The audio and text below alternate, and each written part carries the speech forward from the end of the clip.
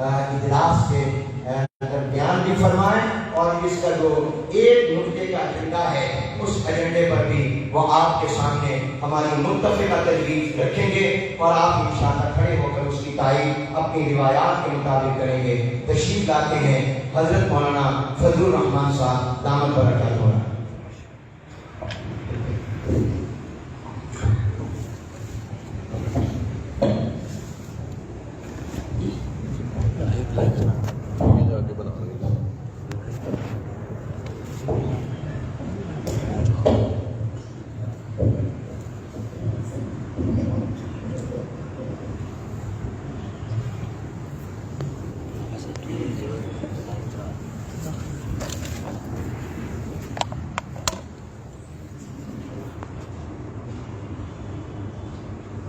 الحمدللہ رب العالمین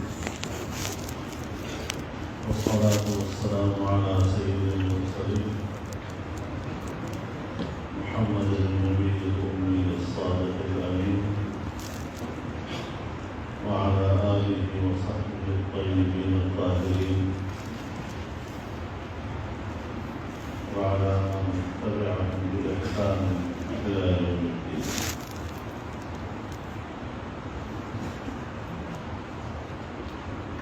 اکابر علماء امت،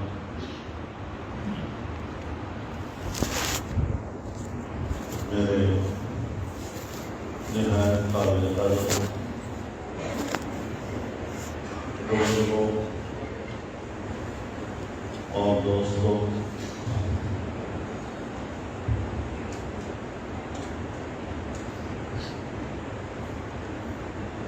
آج کا یہ اجلاس اس ضرورت کے تحت بلایا گیا ہے کہ پچھلے اجلاس میں ہم سب نے بالاتفاق حضرت مولانا عبدالرزاق سکندر صاحب رحمہ اللہ کو وفاق المدارس العالمیہ پاکستان کا صدر چنا تھا، لیکن حیات و موت اللہ کے ہاتھ میں ہے۔ چند ہی دنوں کے بعد وہ ہمیں دار مفارقت دے گئے۔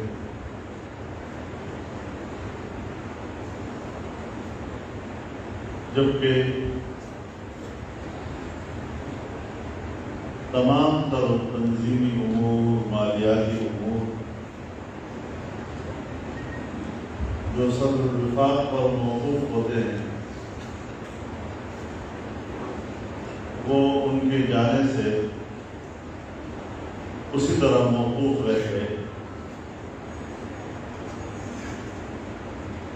اور پھر آج آپ کو تکلیف دینی پڑ گئی ہے۔ میں نے راولپنڈی یا اسلام آباد میں بھی آپ کی حاضری کا منظر دیکھا تھا، اور آج بھی دیکھ رہا ہوں۔ دل کو تسلی ہوتی ہے، خوشی اور راحت ہوتی ہے جب میں وفاق المدارس میں آپ کی دلچسپی کو دیکھتا ہوں۔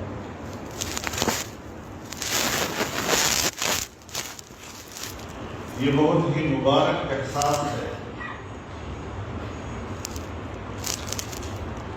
کہ ہم مدارس کے معاملے میں یکسو ہیں، ہم مدارس کے معاملے میں فکر مند اور حساس ہیں، اور مدارس بھی ہمارے تمام نظریات، اعتقادات، تحریکات، تہذیب، تمدن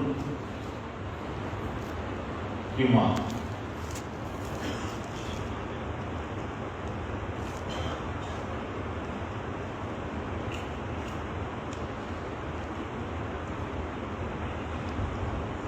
ایک زمانہ انگریز کا تھا، جب مدرسے اور مدرسے میں پڑھنے والے کو اور پڑھانے والے کے بارے میں یہ تعصب دیا گیا کہ مدرسے میں جانے کے بعد اب یہ معاشرے کا حصہ نہیں ہے۔ مدرسے میں جانے والا اس کو معاشرے میں ایک کمی کی حیثیت دی گئی، اس کی تحقیر کی گئی۔ تحقیر کی جتنی کہاوتیں گڑھی گئی اس کی نسبت مدرسے کے مولوی کی طرف کی گئی، لیکن ہم سلام پیش کرتے ہیں اپنے ان اکابر کو جنہوں نے مدرسے کی صرف بنیاد ہی نہیں رکھی بلکہ ان حالات کا مقابلہ کرتے ہوئے استقامت کا مظاہرہ، وہ بھی ایک اسٹیبلشمنٹ۔ مدارس کے بارے میں ایک تعصب پیدا کرنے میں اس اسٹیبلشمنٹ کا بھی ایک کردار تھا، اور آج بھی عالمی اسٹیبلشمنٹ ایک نئے روپ میں مدرسے اور مدرسے میں پڑھنے والے کے بارے میں ایک نیا تعصب دے رہے ہیں کہ مدرسہ، مولوی، داڑھی اور پگڑی یہ دہشت گردی کیا ہے؟ یہ مدرسے والے بڑے خطرناک لوگ ہوتے ہیں۔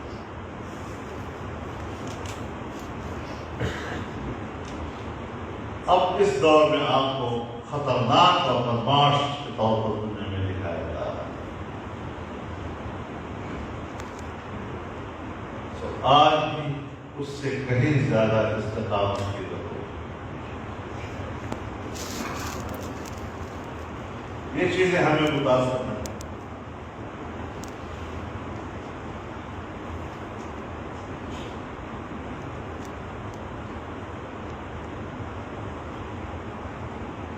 ہماری دینی تعلیم ہو، ہمارا دینی ماحول ہو، ہمارا دینی تمدن ہو، ہماری دینی اور اسلامی تہذیب ہو، مدرسہ اس کا پشتیبان۔ اور دنیا میں اس پر جنگ تک تہذیب،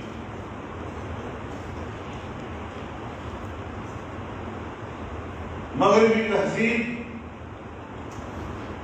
ہماری سوسائٹی کو اور ہمارے معاشرے کو اپنے رنگ میں ڈالا۔ ہم بھی اسی کی طرح ننگے پڑھنگے ہو جائیں، ہم بھی انہی کی طرح اللہ کی ذات سے بے نیاز ہو جائیں۔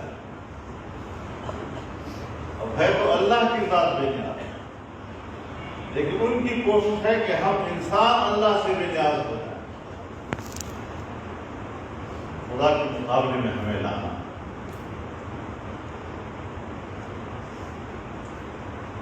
جس معاشرے کی تشکیل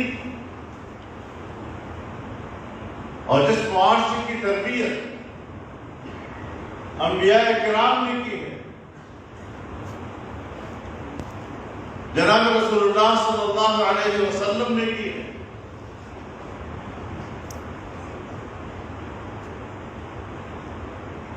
ہم اس سے برکش کریں، اس کا اتباع ترک کریں۔ وہ صرف یہ چاہتے ہیں کہ بس اللہ کو مانو، بس پیغمبر کو مانو، یہ ان کی پیروی کرنے کا کیا مطلب؟ ہم تو آزاد ہیں، انسان آزاد ہے، پھر وہ کسی کا پیروکار کیوں ہو؟ اس قسم کے مصنوعی تصورات و نظریات قائم کر کے وہ ہمارے معاشرے کو غلام بنانا چاہتا ہے۔ ایک صاحب نے مجھے کہا کہ تم مولوی صاحبان کو اپنے مدرسوں میں، درگاہوں میں، مسجدوں میں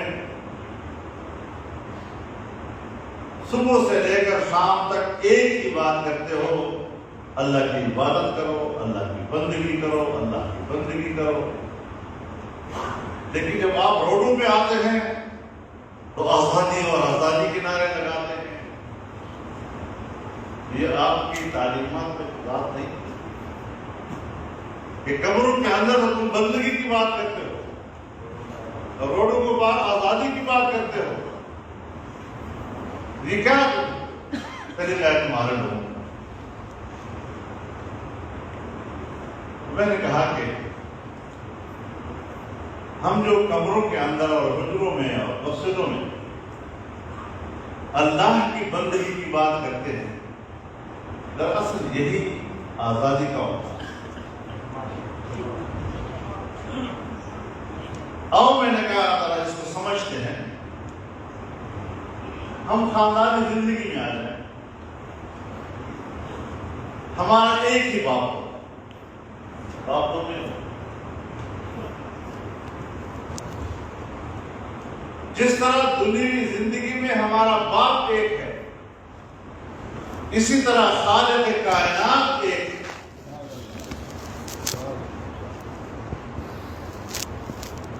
اب اس باپ کے بیٹے ہو،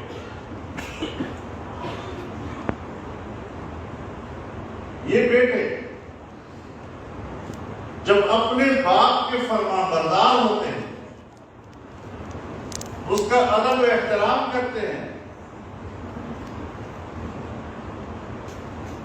ان کے احکامات پر اور ہدایات پر عمل کر کے زندگی گزارتے ہیں،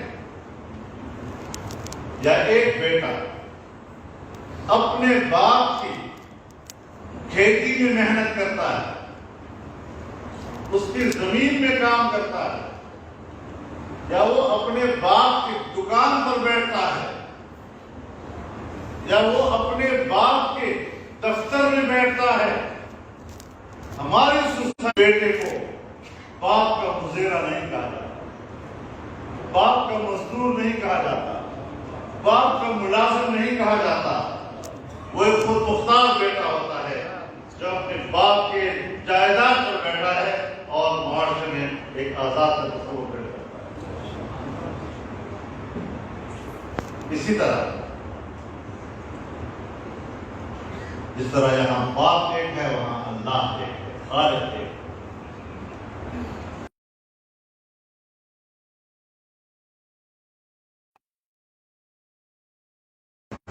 اب اگر اس کی مخلوق اپنے خالق کی پیروی کرتے نظر آئے گی، قومیں اللہ کے احکامات کی پابند ہو کر نظر آئیں گی، تو ان قوموں کو آزاد کہا جائے گا۔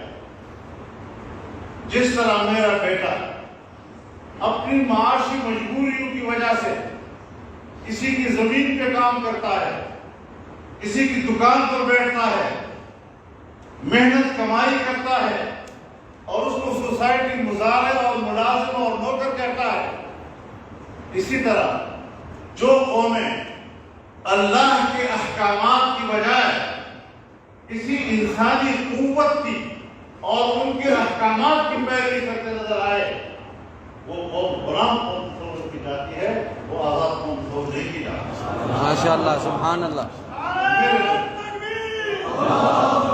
میں نے کہا میرے نزدیک آزاد غلامی کی تعریف یہ ہے کہ اگر ایک باپ کی اطاعت کرتا ہوئے اولاد وہ معاشرے میں محترم نظر آتا ہے، وہ اپنی جائیداد کا مالک نظر آتا ہے، اسی طرح ایک اللہ کی عبادت کرتی ہوئی قومیں اور اس کے احکامات کی پیروی کرتی ہوئی قومیں بھی محترم نظر آئیں گی، آزاد اور حریت کا حقدار۔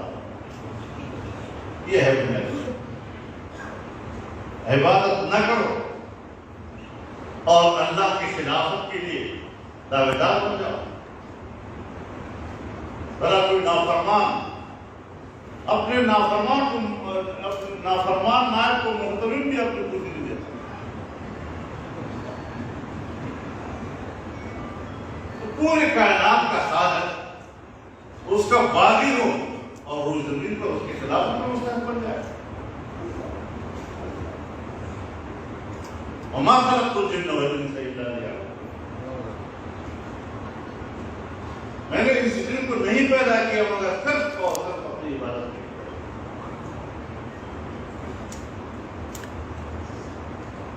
اب یہاں مسئلہ خلق کا.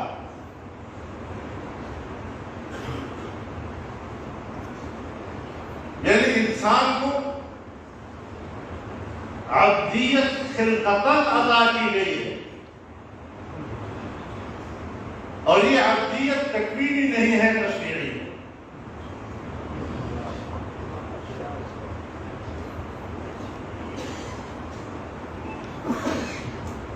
اِنَّا هَدَيْنَاهُ السَّبِيلَ إِمَّا شَاكِرًا وَإِمَّا كَفُورًا وَقُلِ الْحَقُّ مِنْ رَبِّكُمْ وَمَنْ شَاءَ فَلْيُؤْمِنْ وَمَنْ شَاءَ فَلْيَكْفُرْ. یہ جو آپ کی چاہے یہ کرے یا یہ کرے، یہ خواہش کی بنیاد پر نہیں ہے، یہ عقل اختیار کی بنیاد پر. اپنے ذمہ دار کو اگر نافرمانی کی تو اِنَّا أَعْتَدْنَا لِلظَّالِمِينَ نَارًا أَحَاطَ بِهِمْ سُرَادِقُهَا.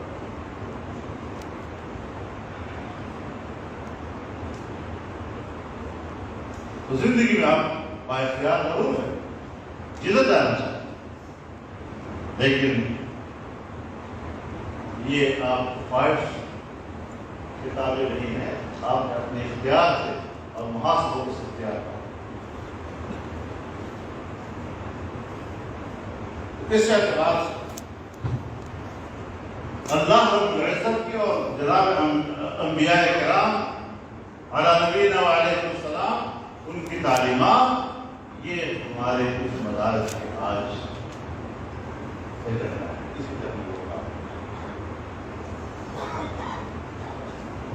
تہذیبوں کا ٹکراؤ ہے. اور جیسے کہ مولانا حنیف صاحب نے فرمایا کہ سارے کام جو ہم کرتے ہیں، کہ اب تک روایات یہ رہی ہیں کہ نہ کبھی وہ عہدے کا خواہش بھی ہے اور نہ عہدے کا انتخاب ہوا ہے.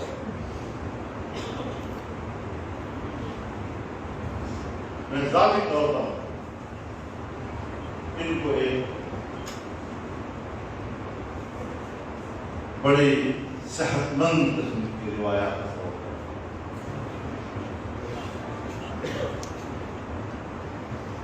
وہ کہ اختلاف کا حق ہے،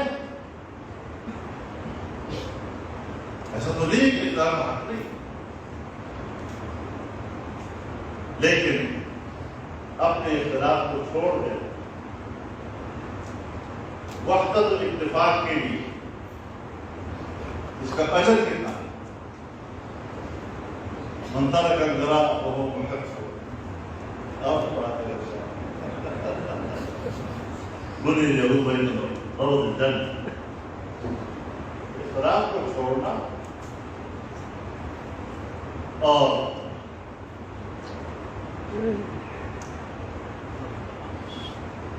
آپ کو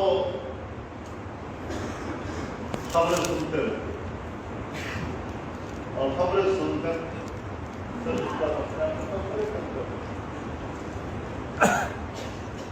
مجھ پر تو گزری ہے، اب الگ گزری.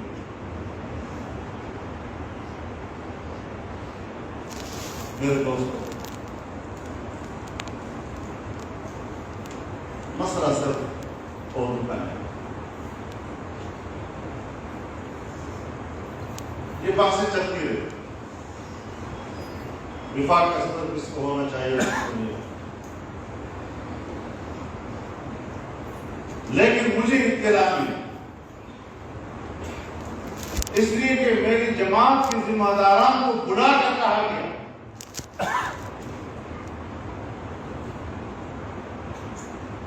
اور ان کو وفاق کے بارے میں خطرناک مستقبل سے آگاہ کیا گیا.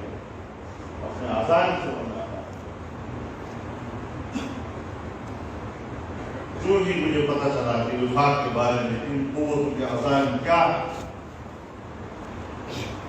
میں نے فوراً بیان دیا کہ کوئی عہدہ نہیں،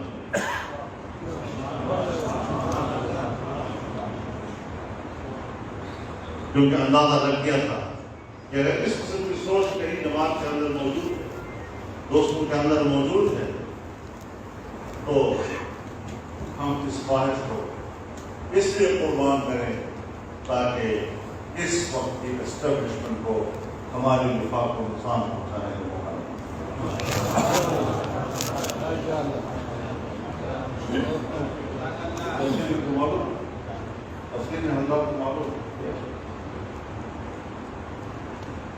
آج دوستوں آج اور یہ جو نئے بورڈ بنائے گئے اور سب سے زیادہ آپ کے ماحول میں، اس لیے کہ آپ ان کے عزائم کا اندازہ لگا، اور یہ جو پچھلے اجلاس سے لے کر اب تک یعنی جون، جولائی، اگست اور ستمبر ان